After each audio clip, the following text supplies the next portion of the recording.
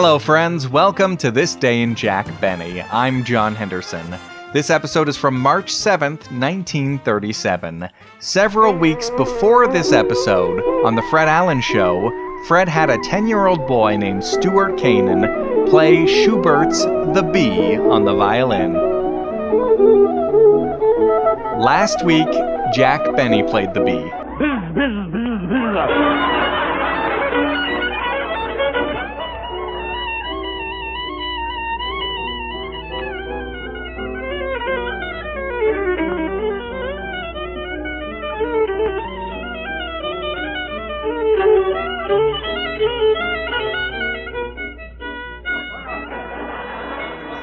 I guess he played the bee and Plenty of Money in You. Listen to this clip from The Fred Allen Show Wednesday night. Is there any news in the society column? I'll say Mary Livingston is in New York. Mary Livingston is in New York City? I knew as soon as Jack Benny threatened to play the bee, Mary'd have to get as far away from that program as she could. Jack is coming to New York next week, too. Well, you don't think he could stay in California after he played that solo Sunday night, do you? Our first guest tonight, ladies and gentlemen, we present the most remarkable child I think I have ever seen. Miss Gina Valenti, a 5-year-old young lady, is an accomplished piano player. How are you tonight, Gina? All right. You're all right, huh? And how old are you? I am 5 years old. You're 5 years old, huh? That's swell. How old was she when she first started to play? Approximately 18 months old. 18 months old, huh? Benny couldn't even play on the linoleum when he was... Ladies and gentlemen, last Sunday when Mr. Benny gave his palsied rendition of the bee on his whale box, he cried to the world in sort of lukewarm hysteria, "What now, Mr. Allen?" Well, this now, Mr. Benny. Tonight, a 5-year-old little girl will play the bee as Mr. Schubert wrote it. Without inserting a popular number in the middle to get the audience's attention away from her technique. Now, all right, are you ready, Gina?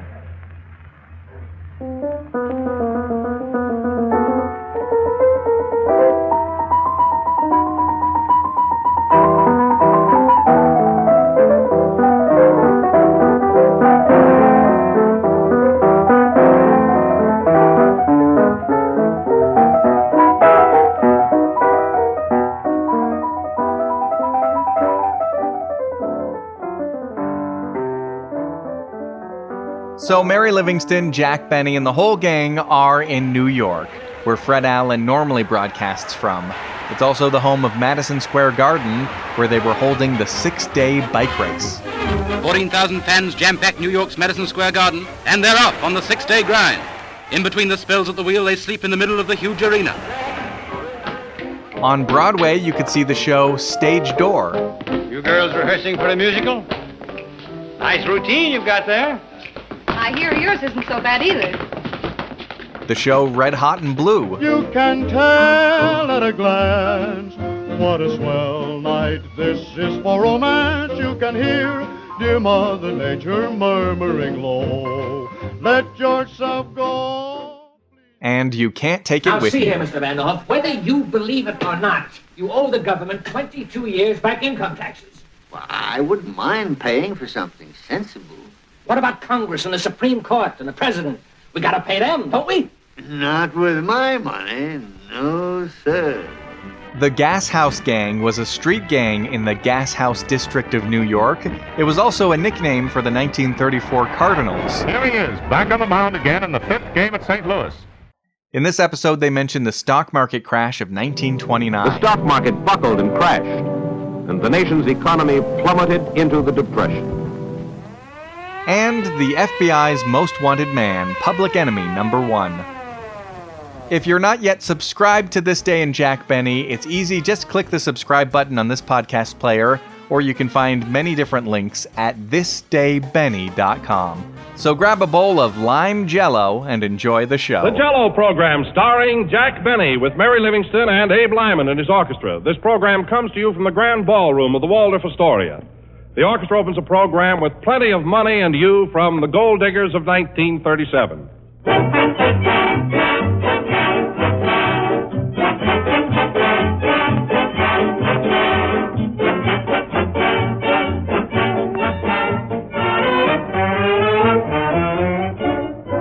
of our most pleasant hours are spent around the family dinner table. It's really grand to get together with mother, father, and all the rest to talk things over and enjoy good food.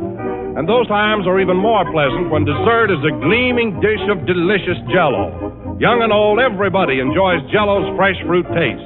It's appetizing, refreshing, really satisfying, too. No wonder Jell-O is the most popular gelatin dessert in the entire world today. For only in genuine Jell-O do you get Jell-O's extra-rich fruit flavor. So why not brighten up your family table by serving Jell-O for dessert soon? It's easy to make, good to look at, and delightful to taste. Accept no substitutes. Ask your grocer for the one and only genuine Jell-O.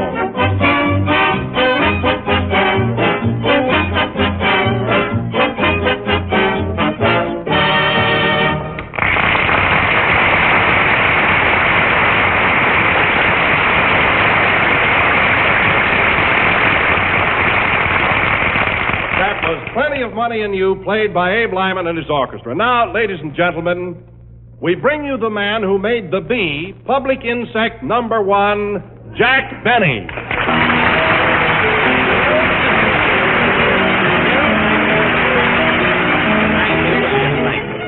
Hello again. This is Jack Benny talking, and believe me, folks, I'm sure glad to be back in New York for a couple of weeks. Well, Jack, if you like it so well here, why didn't you come sooner? I couldn't, Don, not until I had vindicated myself and my violin teacher.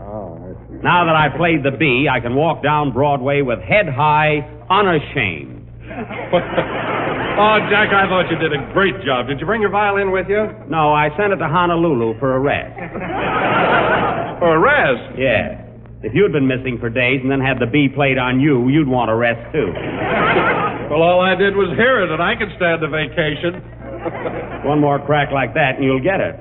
Anyway, Don, let's not engage in any low banter tonight. After all, we're broadcasting from the Waldorf Astoria. Yes, indeed. This is a pretty high-class place, isn't it? Yes, sir. Quite swanky. Swanky? Mm-hmm. Well, I had a shave before they let me in the barber shop. Yes, sir. You know, Don, I think their prices here are quite well balanced. I didn't pay a cent more for having my suit pressed than I did for my suit. Really. You're stopping here, aren't you, Don? Oh, yes, Jack. I have a lovely room on the 22nd floor. Well, when you go to your room tonight, be sure and use the middle elevator. The middle elevator? Why? That one has the best floor show. Oh. I tell you, Don, the service here is deluxe-y. Come in. Mr. Benny? Yes. On behalf of the entire personnel of the Waldorf Astoria, may I extend a cordial greeting and invite you to avail yourself of every possible facility here. Well, thank you. Are you the managing director? No, I'm vice president in charge of removing dishes. A busboy. Yes, in the vernacular. Here's my card. Your card, thank you. Well, that's odd. A round card. It's also a butterplate. Goodbye. Oh. Gentlemanly fellow, wasn't he? Yes, rather. Yes. Hello, Jack. Is this the place? Oh, hello, Mary. Well, Mary. Glad to see you. That was quite a reception you got, wasn't it? Yeah, but there's one man in the second row who wasn't applauding. Where? Right over there. Well, oh, no wonder, Mary. The poor fellow has one arm in a sling. Well, it wouldn't hurt him to slap his face for a friend. That's right. Well, Mary, we sure missed you last week, didn't we, Don? Well, I'll say we did. Oh, hello, Don. I didn't see you. How are you, Mary? Gee, you've changed. Look, Jack, he's lost his double chin. Quiet, it's in his collar. Say, Mary, you've been in New York all alone for a week. What have you been doing? Plenty, and I wasn't alone. Oh. You remember the fellow I wrote you about that I met on the train? Oh, you mean that salesman? Yeah. Mm-hmm. Hey, wait a minute. You told me in your letter he got off at Cleveland. Just to mail that letter. He got right on again. Oh. So he's the guy that's been taking you out, huh? Yeah. I saw all the good shows. And, oh, Jack, there's one show that you shouldn't miss. Really? It's called, gee, I can't think of the name of it. Was it Stage Door? No. Red Hot and Blue? No, that's funny. I saw the name stamped right on the towel in my hotel. The name stamped on the towel in your hotel? I got it. You can't take it with you. Oh, sure, there's nothing like drying yourself with a good show. Say, Jack. Yeah? Where's Phil Harris? Phil Harris, darn it. I left him in Hollywood. I forgot my pajamas, too. Oh, Jack, Phil asked me to tell you that he'll join us just as soon as he's through making that picture. Oh, yes. Don, come here a minute, will you? This Abe Lyman who's leading the orchestra, what kind of a guy is he? Personally, I mean. Well, Jack, he's really an awfully nice fellow. You like him, I'm sure. Abe, you know Jack Benny, don't you? Sure. How are you, Jack? Fine, Abe. Funny, you and I have never worked together before, have we? No, and I'm very happy to have this opportunity. Well, thanks. Seems to be quite a regular fellow, Don. Now, Abe, this being your first appearance with me, I'd like to start you off on the right foot. You don't mind, do you? Well, I just want it understood that I'm head man here, and whatever I say goes. Do you understand? And, furthermore, I want this settled right now so we won't have any trouble in the future. Is that clear? Are you through? Yes. Now, let me tell you something. You might beat Buck Benny, but don't try to ride me. Well,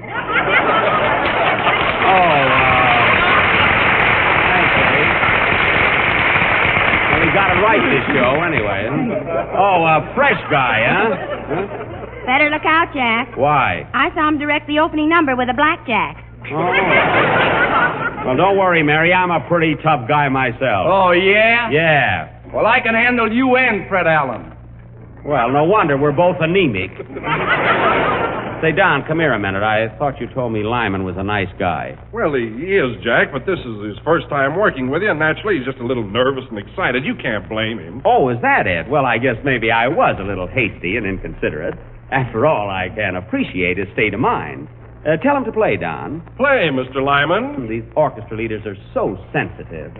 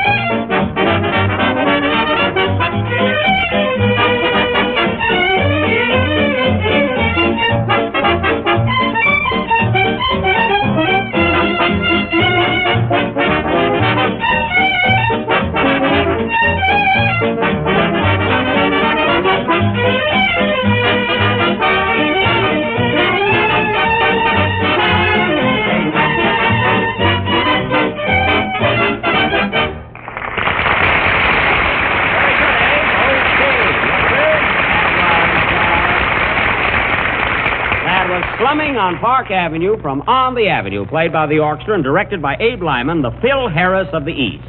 And very good, Abe. Thanks. Oh, by the way, Abe, you don't mind if I describe you to our radio audience, do you? After all, a little word picture wouldn't be amiss. No, go right ahead, but just be careful what you say, that's all. Now, wait a minute. Let's not start that all over again. This is my program, and I'll say anything I want to. You'll sound awfully funny with my fist in your mouth.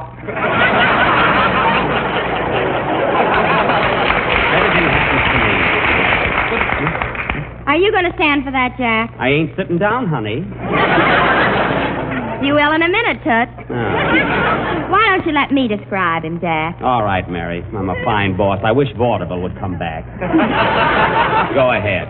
Well, in describing Abe Lyman, I would say that he's good-looking, rather tall, dark, and extremely romantic. Now, how do you know he's romantic? I haven't been to New York a week for nothing. Hi, Abe. Hiya, babe. Hey, wait a minute, Mary. I thought you told me you went out with a salesman. That's Abe, all right. Oh, I see. Speaking of Mr. Lyman, let me tell you about Jell-O. It tastes twice as good as ever before and has those 6 delicious flavors: strawberry, raspberry, cherry, orange, lemon, and lemon. Hey, that's clever. No kidding, that's very clever now. That was good. Imagine if Phil was here and you had to say orange, lemon, and Harris. That wouldn't fit, you know. Hello, Jack and Mary. How you doing? Hello, Kenny. How are you, Kenny? Back to New York, huh? Kenny, we're all glad to see you. How do you like being back in New York? Great. I'm having a swell time. That's good. I've seen a lot of places I missed last year. I went to Central Park, the Bronx Zoo, and the aquarium. And... The aquarium, eh? I bet you like that. Nah, there was nothing but fish. Well, that's the trouble with those places, you know. Yeah. Well, I'm glad you're... Yeah. Well, I'm glad you're having such a good time, Kenny. Did you go to Radio City? No, New York is good enough for me. That's right. There's no use dashing all over the country. I don't blame you. Say, Jack, last night I went to Madison Square Garden to see the races. Oh, the races. Did you like it? Yeah, but the jockeys went around so fast the horses looked like bicycles. Well, they were bicycles. Isn't that awful, Mary? I'm saving my answer for our last program. This may be it. You can't tell.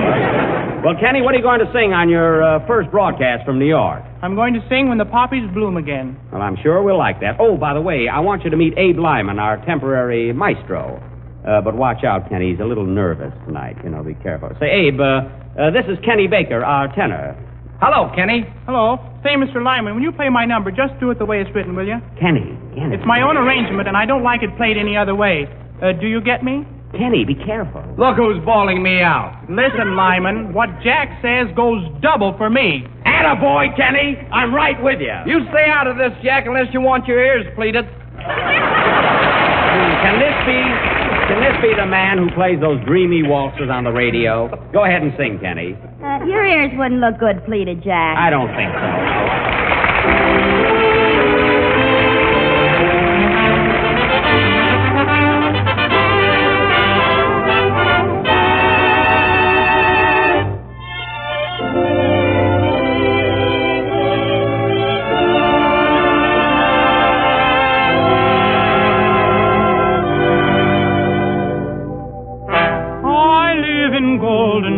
Of memory, when love was everything to you and me, but love undying still keeps me sighing. My heart is crying for you alone. When the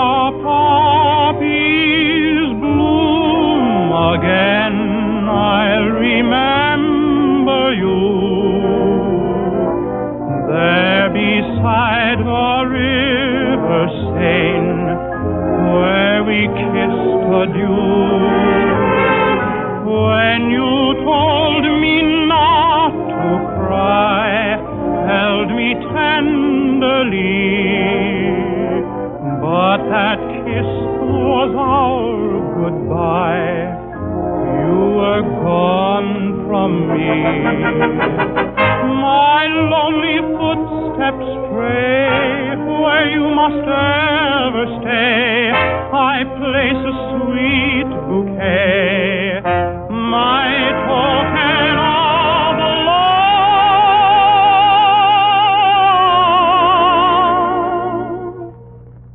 Darling, till we meet again, I'll be ever true.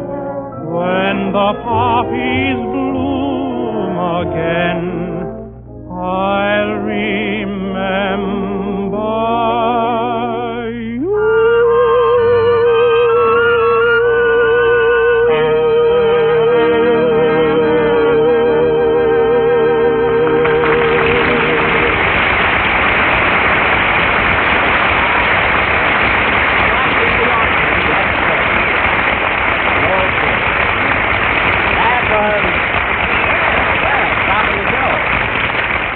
That's what I call stopping the show. I may not stop it myself, Kenny, but I'll slow it up a whole lot. That was Kenny Baker singing When the Poppies Bloom Again, accompanied by the Gas House Gang. That was beautiful, Kenny. You were so at ease. Sure, I'm not afraid of linemen. Well, I'm not either, but I don't want any roughhouse at the Waldorf. With you on the bottom. Now, listen.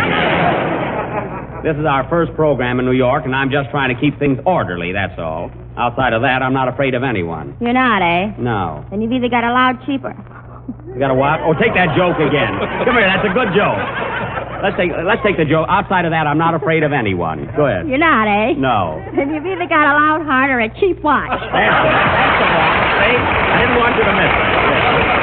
That was funny. Say, Don, speaking of hearts, what time is it? I mean, speaking of watches. About 8:45. It is. I wished he'd get here. Who? Well, listen, Don. When I played the B last Sunday night, I didn't completely vindicate myself. There's one small point yet to be settled. What is that, Jack? Well, I asked Stuart Canin, that little boy who originally played the B and caused all my trouble with Alan, to come up here tonight, and I'm going to find out if he's really 10 years old. Let's find out how to play the B, too. I played it all right. But I have my doubts about Alan's statement. If that child is over 10, and I think he is, then Mr. Allen has deceived his listeners, thereby misinforming over 400 people around the country. Anyway, I'm going to find out the truth. Hey, maybe that's him. Huh? Come in. Hello. Hey, fellas, look. Look who's here. Hello, stranger. Well, Slapperman.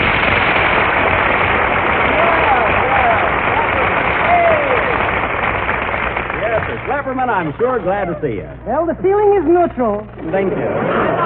Jack, so soon when I found out you was in New York, I rushed right down from Boston to see you. From Boston, eh? Well, that was nice of you, Slap. I am out of breath. I should have taken the train. Well, I'm glad you dropped in. Oh, Slap, you remember Kenny Baker and Don Wilson, don't you? Why, certainly. Hello, Kenny boy. Hello, Slappy. Oh, how are you, Slappy? It's nice to see you. Well, Donny boy, are you still making the Jello? Oh, sure. And Slap. Slap, here's Mary. My goodness, Mary, you're a sight for chopped ice.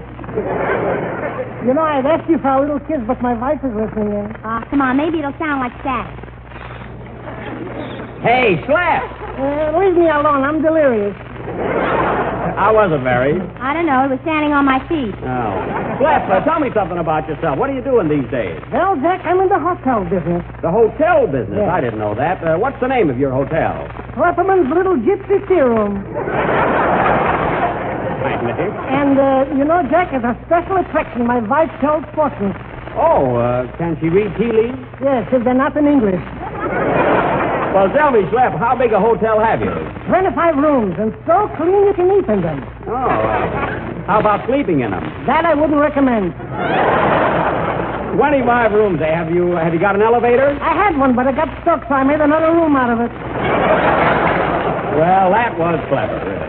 Say, Jack, why don't you and Mary come over tonight? We got dancing and music. Oh, an orchestra, too, eh? Who's playing there? Fred Herring and his Oriental Canadians.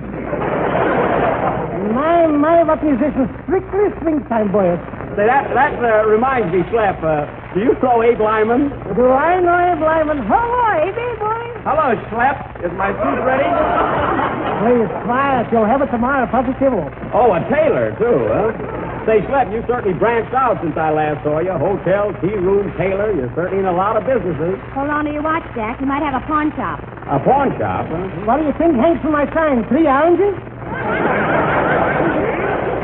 Well, you certainly don't believe in putting all your eggs in one business, do you? Well, Jack, it certainly was a pleasure to see you. Thanks, Slap. Come up and see us again, won't you? Why, certainly. Well, goodbye, everybody. I got work to do around here. Work to do? You mean you work here at the Waldorf Astoria, too? Sure, I'm the house detective, so take it easy. Goodbye.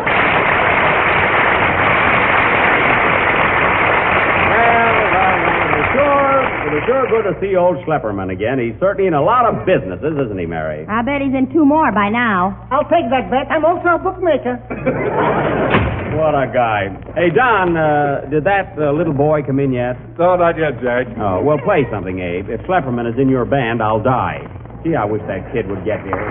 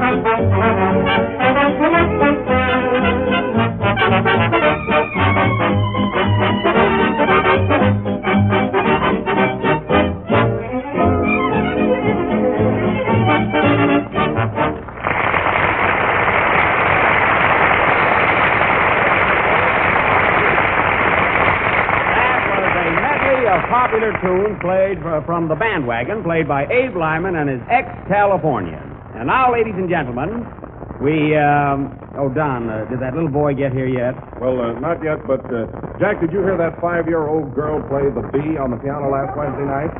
You mean on Alan's program? Yes. Well, let me tell you something, Don. The way Alan has been dragging those kids up to his program is disgraceful. I think. First, a 10-year-old boy plays the B on a violin, then a 5-year-old girl plays it on a piano. I suppose next week we'll hear it played on a raffle. But, Jack, I thought it was funny when Alan said you were so out of wind you couldn't even blow out a match. Well, he has me there. I'll admit that I don't compare with Mr. Allen when it comes to blowing. Wow! Yes, sir, I stayed away all night thinking of that gag. You could have gone to sleep and snored a better one. Yeah? Well, anyway, tonight I'll find out the correct age of that alleged 10-year-old boy. Say, I hope that's him now. Come in. Is Mr. Benny here? Yes, come in. Are you Stuart Canin, the little boy that played the B? Yes, sir.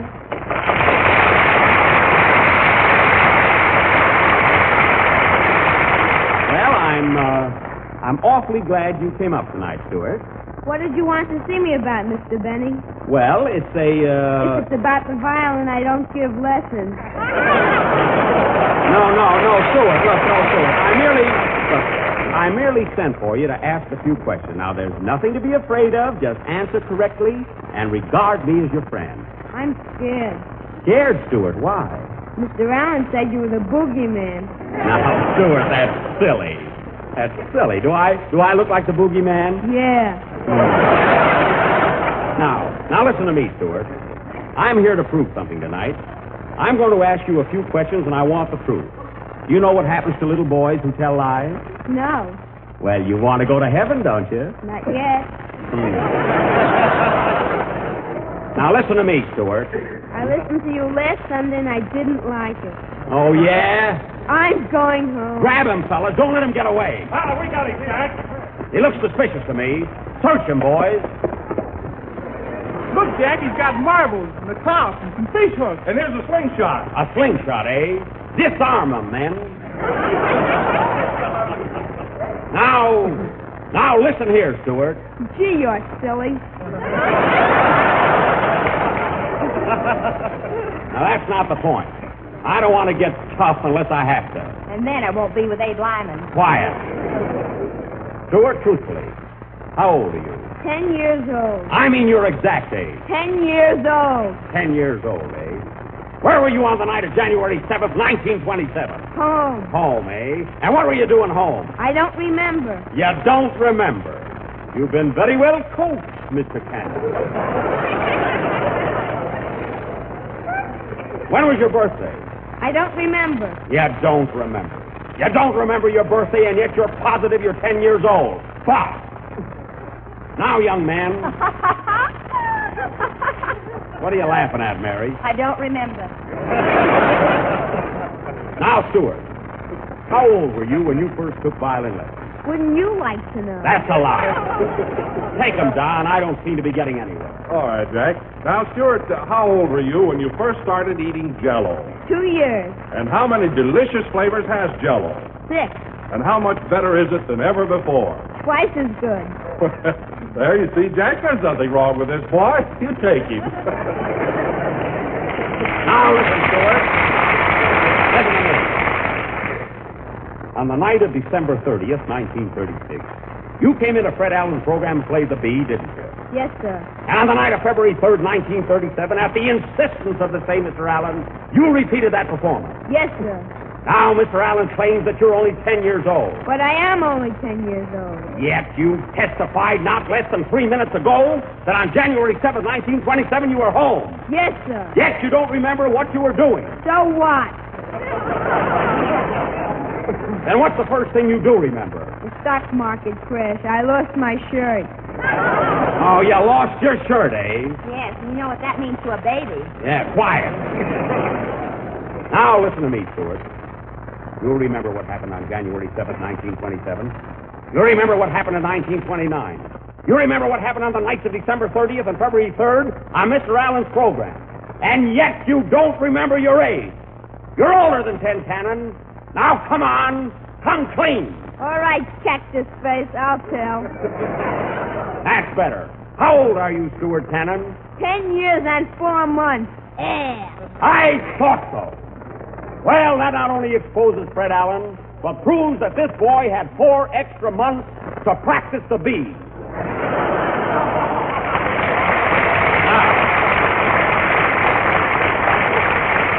You're excused, Mr. Canin.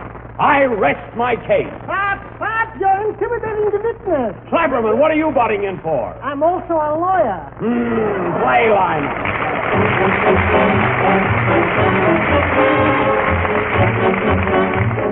Spring can't be very far off now, but whether the winds of March blow hot or cold, here's a way to add a bright springtime touch to your menus. Serve this new Jell-O dessert soon. It's called Prune Perfection, and it's delicious to taste, lovely to look at, and mighty easy to make. Just dissolve 1 package of strawberry Jell-O in 1 pint of hot water. Chill until slightly thickened, then fold in 1 cup of finely cut up cooked prunes. Mold and serve plain or with whipped cream. You'll enjoy this clever combination of flavors, the richness of the prunes pepped up with Jell-O's fresh strawberry flavor. All of Jell-O's 6 delicious flavors come from fresh, ripe fruit skillfully blended. So why not put Jell-O on your shopping list for tomorrow and serve Prune Perfection for dessert tomorrow night? But be sure you get genuine Jell-O with that extra rich fruit flavor. Look for the big red letters on the box. They spell Jell-O.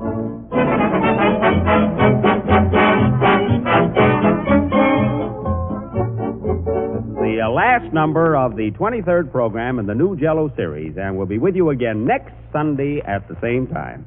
I want to tell you how glad I was to see Schlepperman again, and I'd like you to meet him in person, Mr. Sam Hearn.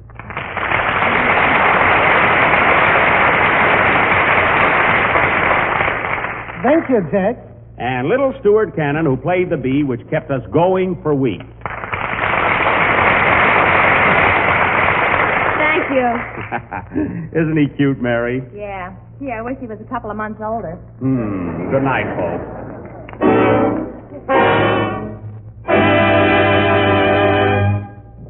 J-E-L-L-O.